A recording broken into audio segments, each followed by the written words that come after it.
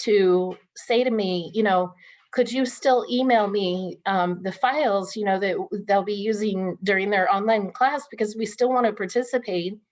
And so for one of the classes, they were actually on the train traveling to Florida, and they still connected for our preschool kindergarten class, which was amazing. I mean, here they are doing faith formation, from a train in the middle of who knows where.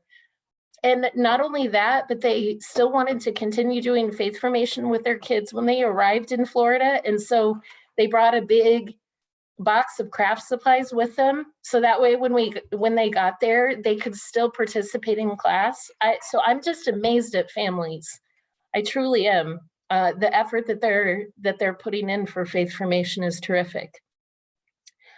So another thing that I learned from the pandemic is prioritizing, because the pandemic has kind of given us a chance to really kind of discern what's important, what needs our attention, what might we kind of want to do away with for now, or save until later. And I found myself thinking, instead of saying, oh, how are we going to be able to do what we used to do? I kind of found myself thinking, okay, how can we continue some of our traditions, but just maybe in creative ways?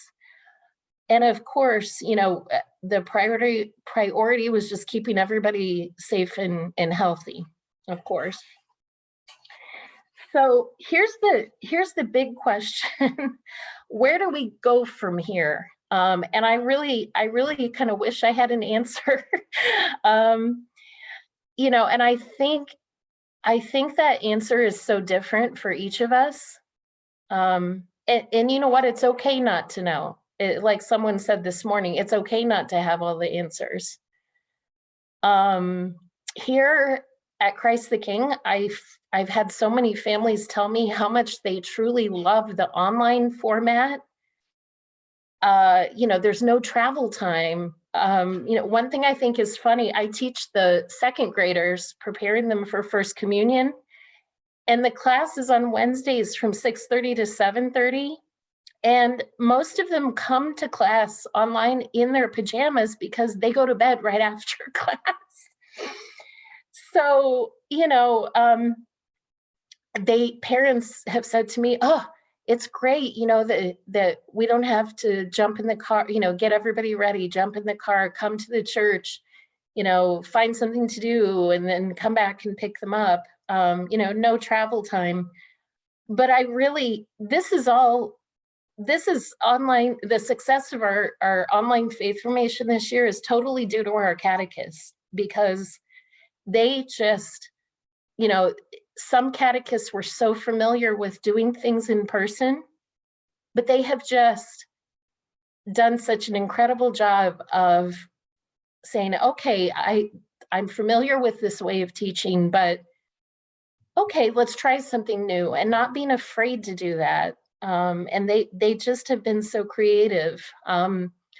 Some things that we've used, Nearpod. I don't know if anybody is familiar with that. Our third graders especially love Nearpod. It's kind of a way of,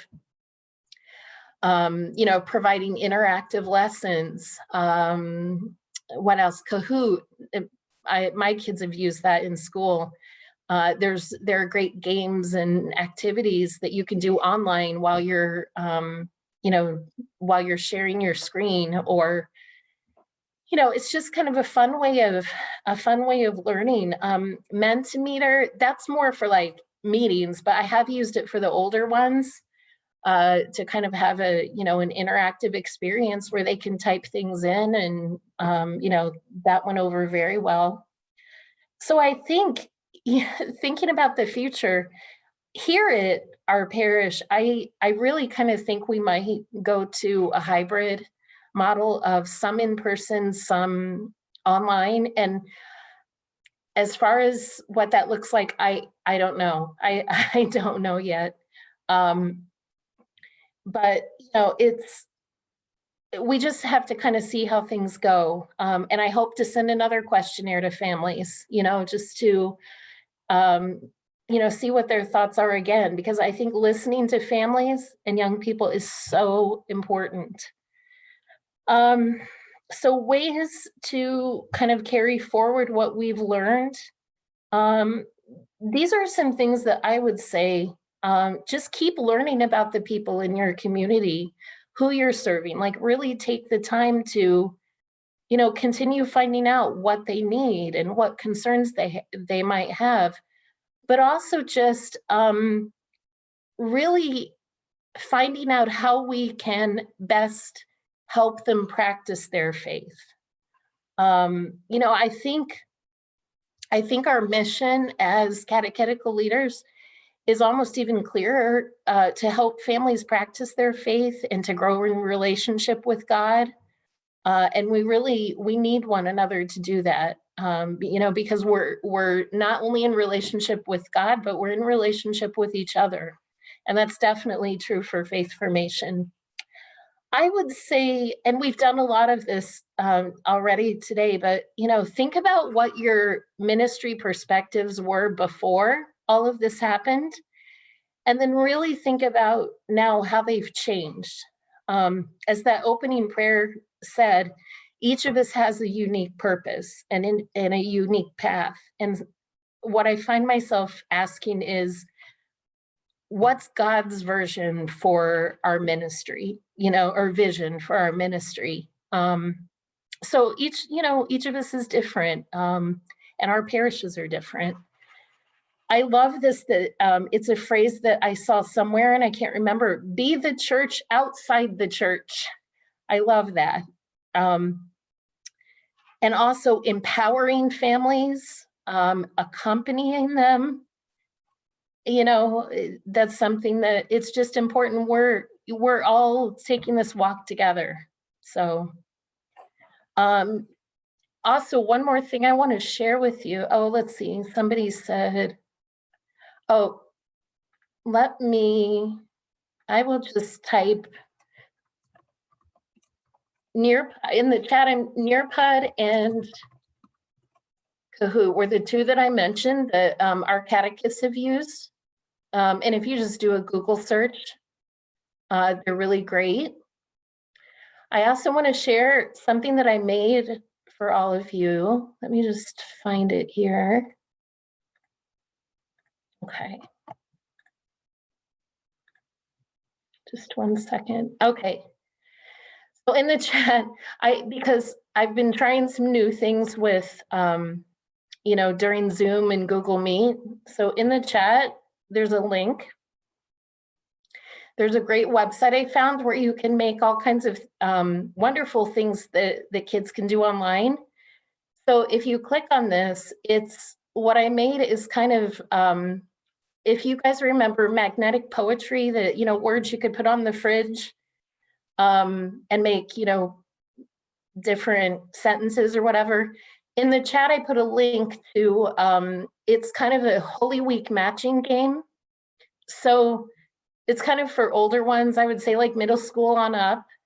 But, and also the screen it might look kind of small on your screen. So in your browser, you might have to kind of zoom in a little bit because the pictures are kind of small, but I thought maybe that would be useful for someone out there. It's just kind of a fun thing. I'll actually, let's see here. I will share my screen again.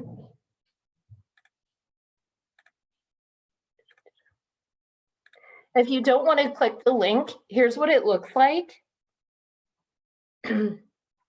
And so you have to, this is just a fun thing I made up for Holy Week. So it goes through Palm Sunday, Good Friday, Holy Thursday, Good Friday, the Easter Vigil, and they have to match the words in the pictures, in which column it belongs in. And you can just, it's kind of a fun thing, something kind of different. Always trying to be creative. So I thought for the last part of our time together, I just kind of thought that maybe all of you could share as well. Maybe just even one thing that you would like to kind of, that you've learned and that you would kind of like to carry over, into the future for faith formation. You can just unmute yourself and share, or type in the chat, whatever you feel comfortable with. But I'm just curious, something that maybe there's something that has kind of stood out to you that you definitely want to carry forward. So I'm actually enjoying the move away from weekly formation. I thought I sometimes worry that I'm not giving them enough information, but as we kind of talked about in our morning session, I really think it's given me that opportunity to to form a formation team instead of having individual catechists all doing their own thing. It's like we have one lesson that we're going to do and everybody takes part in that lesson. So I no longer feel like it's solely on my shoulders.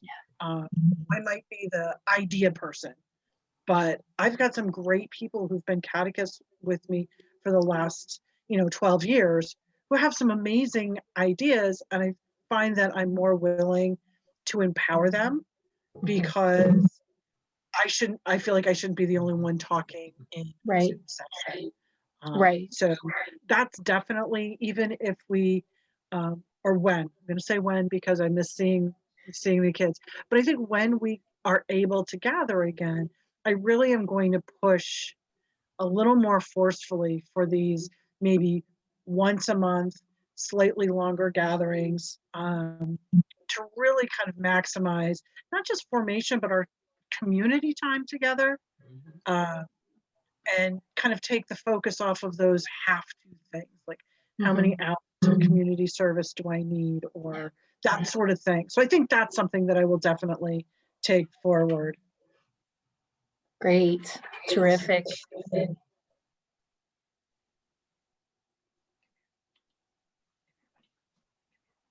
Anybody else?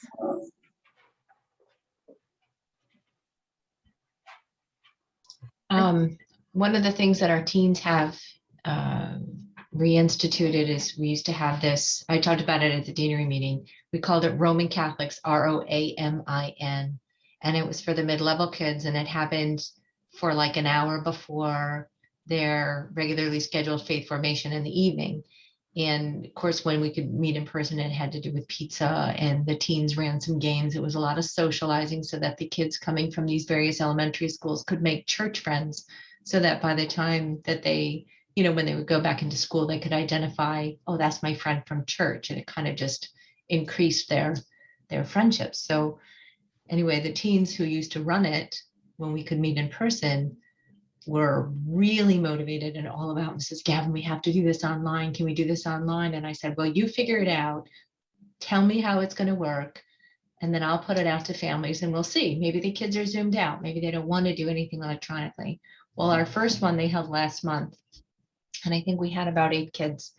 But the 2 teens who had put it together did a tremendous job, and they used Blookit, which is an online thing, like a Kahoot type thing, where you can go in and you can put your questions and stuff in there. And what it does is it's like rapid fire questions, and you have to pick multiple choice.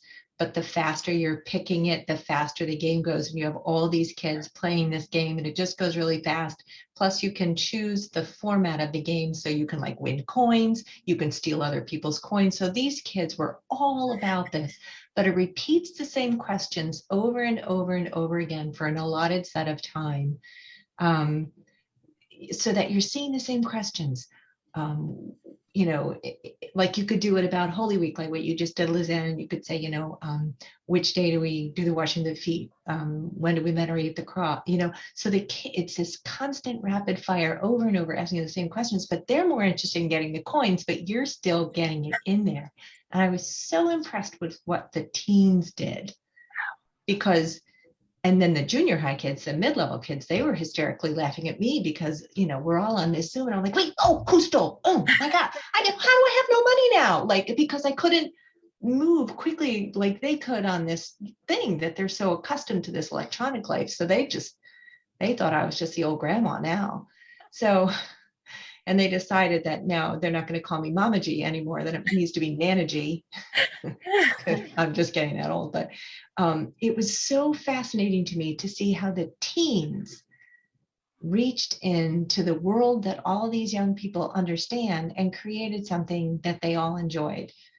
So I encourage you to reach out to your teens and say, how can you help me create something for your peers? And you can have the terminology, you can have the questions, and you can feed them to the kids and they can put stuff together. They'll feel so empowered, like, wow, look what I did, especially when you turn around and use it. Now, were there a couple spelling errors in these questions? Yeah, but it's all good. It's them, they put it together. Yeah. So, just take those opportunities to do that.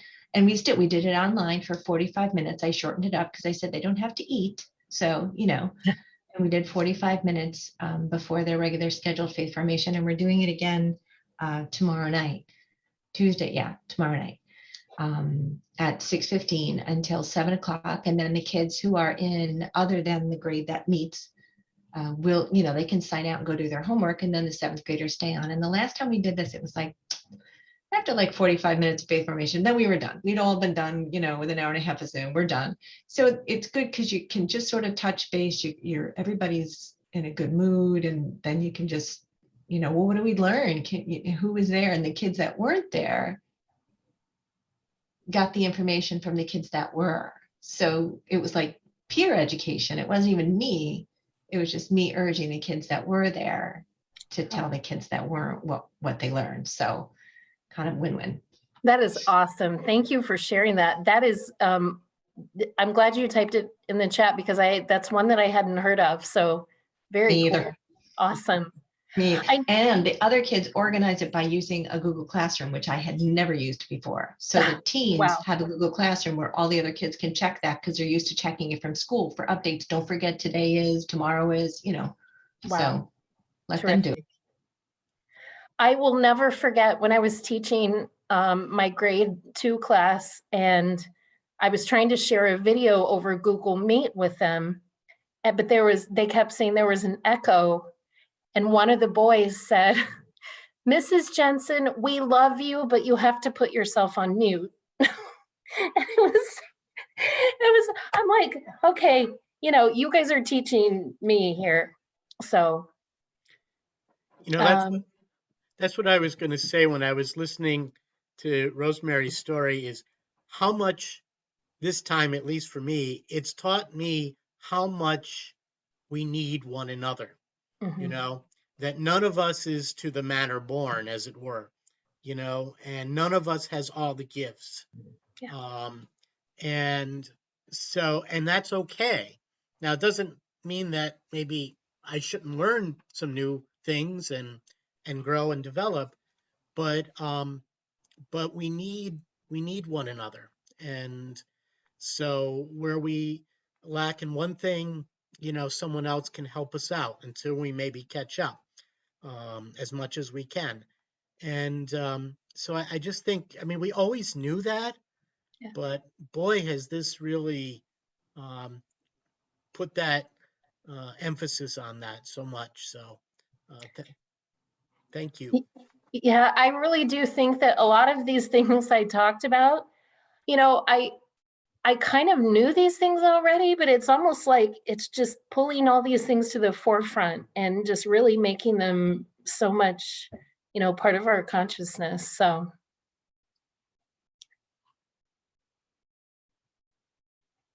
Anybody else want to share? I was just thinking, for so long we stressed the idea of meeting people where they're at, and this time really forced us to do that. We are actually going into people's homes. The question was always, well, how, we don't want them to always come to us. We want to go to them, but how do we do that? this really forced us to do that, to go into their homes, to sit with the kids when their kids are in their pajamas, as you say, Lisanne.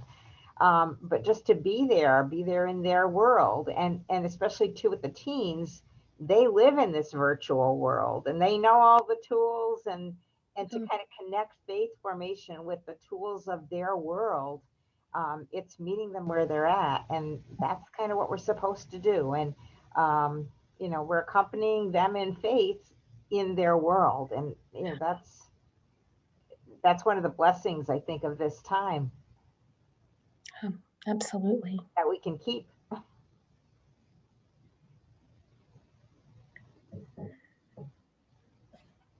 So that's really all I had. I just really want to thank all of you for joining us this afternoon, and you all inspire me. So I just I feel so happy to be able to be among all of you. So thank you. Well, thank you, Lisanne.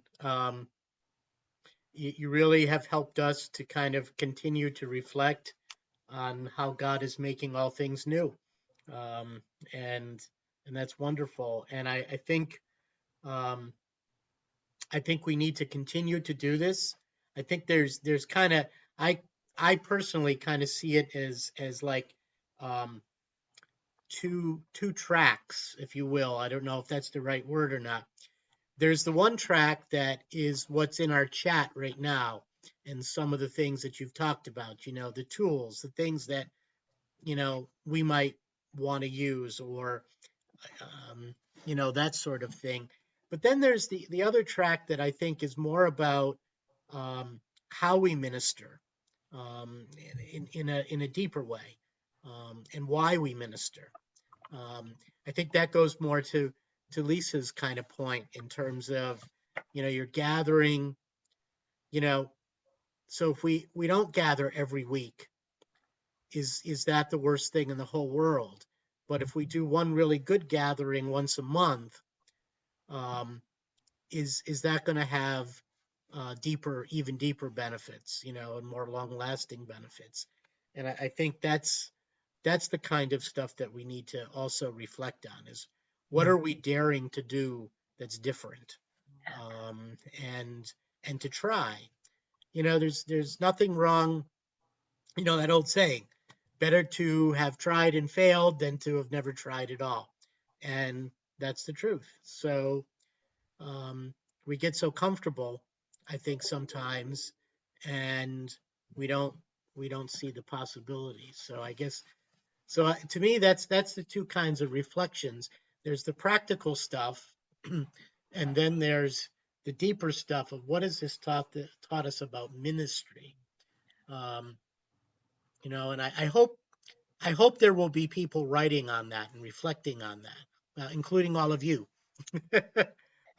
because I think that's going to be so important. That's going to be our gift to the church moving ahead. So.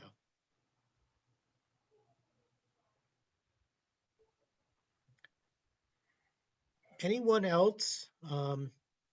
Anything Can I you? say something Yes. quick, David? Oh, sure. No, you don't have to be quick either. Yeah. Okay. As you were talking, I thought of something like last year, this time we were reactionary. We were all trying to figure out how the heck are we going to deal with the next few months and not know what's going on. Then over the summer, we became, okay, how do we kind of tone it down and make it work? But now we kind of have a space where if you're looking into September, we can start all over. We can take the best of both and create something new and look at that new directory. It really gives us an opportunity to try different things and to do what we want to do, not what everybody said we had to, because they can't compare to the weekly classes because they're not existing. So we can do new things without as much pushback too. So that's a neat, a hopeful thing from this. Mm-hmm. Yeah, I think you're right. I think you're right. And I think as, education in the larger sense, hopefully in the next school year will look more, quote unquote, normal. I think that even in a weird sort of way, that gives us the ability to think even more creatively, because then what we do to share faith doesn't necessarily have to mirror that or look exactly like that. We've been saying that for years, you know, and so I think that's true. One thing that struck me when Father was speaking this morning is that although the schools situation and the faith formation situations look similar in structure, we know that they're different. But what's happened during pandemic is we realize that it's boiled out to be the family is the structure, and we're all just supporting that. And that we all already knew, but now we're doing it for real, is the fact that, the family has been given ownership back of how to structure. They don't fit into the mold anymore. And I actually, David, I'm curious what's going to happen with schools, because I think that maybe families are not going to jump right back into sports schedules. Maybe they're not going to overschedule anymore, because they realize that their kitchen table is the place where their children are learning their values. And we've always known that. We've always known that faith formation classes and Mass on Sunday were just a community gathering. They weren't necessarily the instructional piece. And so now we get to live it. Thanks, Mary. I just put something in the chat. One's a Weebly page and the other one is a page for a parish. I went to a virtual workshop at the LA Congress, and it's a parish in Iowa, and they had an intergenerational program, and their idea was, we bring all the generations together. What do we do now that we can't gather in person anymore? They came up with some really creative solutions where they set their program up kind of like a menu. And so the menu is the main course. The main course would be the things that they really want people to do every month, like a video or kind of like the core of what they want to do in their intergenerational theme. And then they have side dishes.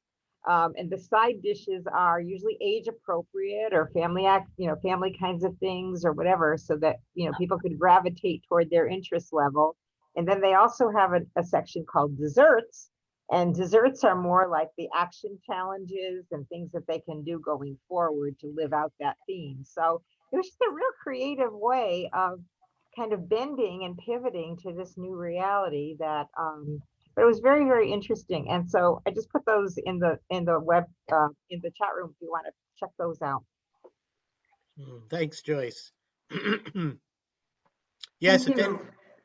Thank you, Joyce, for mentioning that. That will be something I'll definitely check out. And as I was just hearing Mary talking just now, it just occurred to me, how this technology that we're using allows for a lot of flexibility. It doesn't have to be on a Saturday afternoon, or it doesn't have to be on a Sunday morning. It can be something that you can schedule during the week and then have maybe a main thing, like a main activity in person. I don't know. I guess when you start to think about it, it gets pretty endless. Yeah, I think there are just so many possibilities, and I think you're right, Sina, for sure.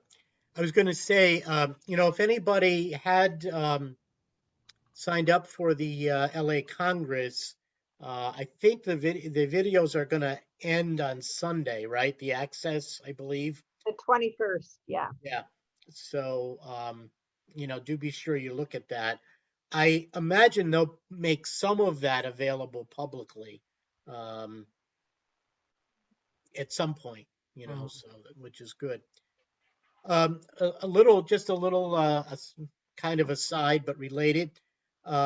This morning we sent out by the Constant Contact email blast a little reflection on St. Joseph. whose feast day is this week. And as you know, the Pope on December 8th declared this to be a year dedicated to St. Joseph, December 8th of this year. And it's in honor of the 150th anniversary of St. Joseph being named or declared as the patron of the Universal Church. So there's some resources on there that we put, some very initial ones. And so because it's a whole, it goes all the way up until December, you might think about ways of incorporating pieces of that, of who St. Joseph was and is for us, into your programs. So, and please share with us anything that you might be doing that's special around that. The diocese will be doing a time of prayer and preparation, and then on All Saints Day have a consecration to St. Joseph. Our friends to the north in Ogdensburg have done that. So you can be on the lookout, for that. That won't probably begin, I think, until sometime in October.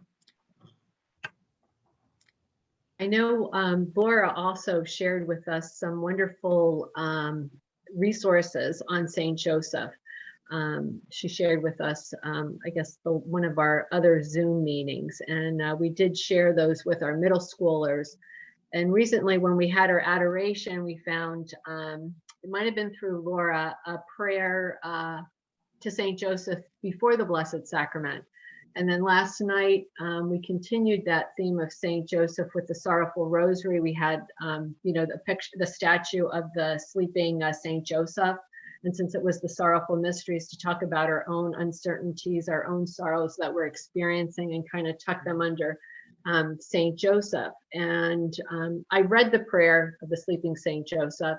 And then as you exited, you could take a flyer.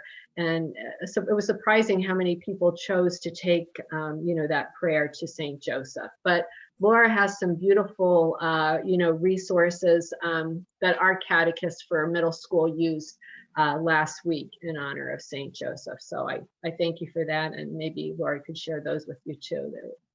That'd be They were great. great. And Laura, if you're not on Facebook and you just want to send them to I us. just put it in the chat.